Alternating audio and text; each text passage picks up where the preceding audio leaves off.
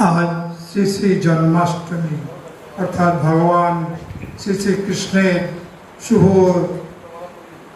आविर्भाव तिथि सारा এখন শুধু ভারতবর্ষেই নয় সারা বিশ্বেই ভগবান শ্রীকৃষ্ণের পূজা আরতি যেমন জন্মাষ্টমী পালিত হচ্ছে এবং অন্যান্য বিভিন্ন প্রতিষ্ঠানের পক্ষ থেকেও এই জন্মাষ্টমী ব্রত করা হচ্ছে।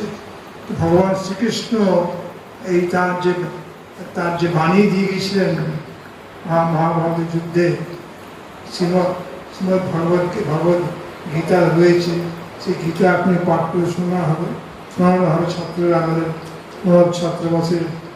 গীতা হচ্ছে ওনার ধর্মগ্রন্থই নেন, এটা একটা বিরাট আধ্যাত্মিক শক্তি প্রেরণা গ্রন্থ। শ্রী শ্রী ভগবান শ্রীকৃষ্ণ আজ প্রায় 1000 বছর পূর্বে যখন চারিদিকে ঘোর তমস্যা অন্ধকারময় জগৎ, তখনকার দিনে ভারতবর্ষে এই যে নতুন ভাবনা প্রেরণা হাজার হাজার মানুষকে উদ্বুদ্ধ করার জন্য চেতনা ভগবান শ্রীকৃষ্ণ জাগিয়েছিলেন।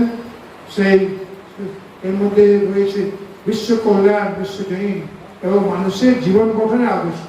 মানুষকে চলতে হবে সারা জীবন, তার আদর্শ রয়েছে এর মধ্যে নিহিত। ভগবান প্রতিটি ক্ষেত্রে গীতা হচ্ছে শুধু ধর্মগ্রন্থ বা পূজা পাঠ করার জন্য জিনিস নয়, শ্রীমদ্ ভগবত গীতা হচ্ছে আমাদের চলার পাথেও। এটাই ভগবান শ্রীকৃষ্ণ বলে গেছেন। আজকের এই পূর্ণ দিনে ভগবান শ্রীকৃষ্ণের বাণী আজকে প্রায় 1000 বছর পূর্বে যেটা উনি বলে গেছেন ঘোর তমস্যা যখন ছিল তখনকার দিনে ভগবান শ্রীকৃষ্ণ বলে গেছেন। আজও তা অব্যাহত এবং অনুপ্রেরণা শুধু ভারতবর্ষ নয়, বিভিন্ন রাষ্ট্রনায়করাও গীতা পড়ছেন এবং এতে উদ্বুদ্ধ হচ্ছে।